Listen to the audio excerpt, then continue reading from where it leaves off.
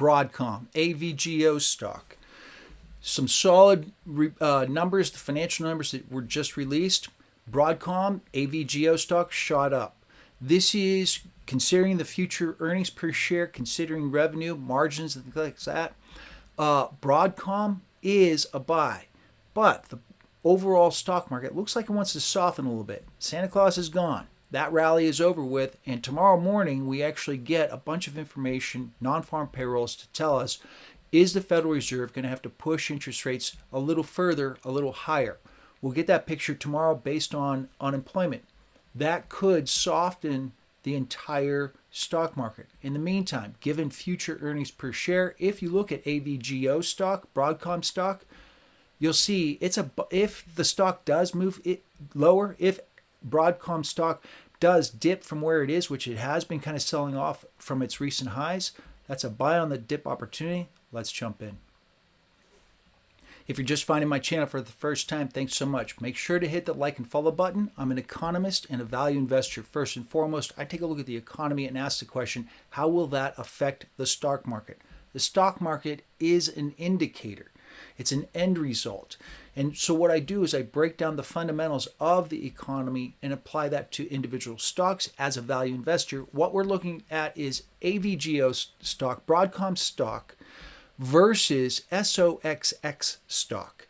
That is one of the ETFs for the semiconductor industry. And as you can see, both have shot up over the since the bottom in November.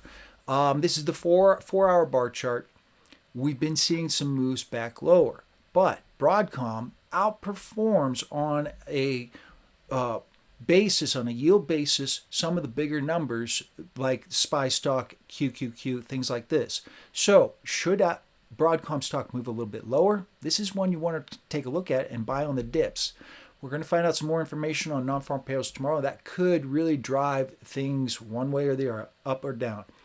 Here, let's take a look at Broadcom quarterly earnings. Revenues up a little bit higher. Future revenue, they're looking at some solid numbers, and this is what really drove Broadcom stock upward as much as it did. Projected revenue, 2024, almost 50 billion. That's huge. Then another, call it 8.25% to 55 billion in 2025. All else equal. Nice little asterisk there. We'll see what happens with the economy as time goes forward. Looking at some of the margins, gross margins still solid at 65%, operating margins 46%, and then net margins almost 38% for Broadcom. These are solid earnings. Earnings per share 8.25, but what I want to look at is, of course, 2024 expected earnings per share for Broadcom. They're looking at $47. So let's break down how that looks. First and foremost, your benchmark investment rate, the treasury yield. Now, since this, I put this together this morning, the 10-year treasury hit 4%, 4.001 is where it closed for the day. So it's off by a little bit there. Nonetheless, it gives you a good idea. That's your benchmark. This is the sort of the measuring stick for all investments. You take a look at the 10-year treasury. SOXX stock, a lot of those stocks inside of SOXX stock, which is the ETF for the semiconductors, that's trading at 3.768% for the yield given one share of each stock, not the weighting that's in there. But you can see if you work down, price for Broadcom stock, 1,060, 2024 earnings per share projection, $47, and the yield on that, 4.43%, compared to SOXX stock, which is the ETF. The reason why is simply this. Some of the stocks in there, especially like NVIDIA, which have been pushed up way above where they should be, and NVIDIA does it has been moving lower, NVDA stock. Broadcom stock is undervalued relatively. So when you take a look at the whole semiconductor industry and you kind of break things down, you see that there are some sort of gems in the rough. If the broader stock market does sell off tomorrow because of non-farm payrolls, that's merely going to improve Broadcom stock's yield potential should they pull off what they're looking to do for 2024, if they hit that $47 in earnings per share.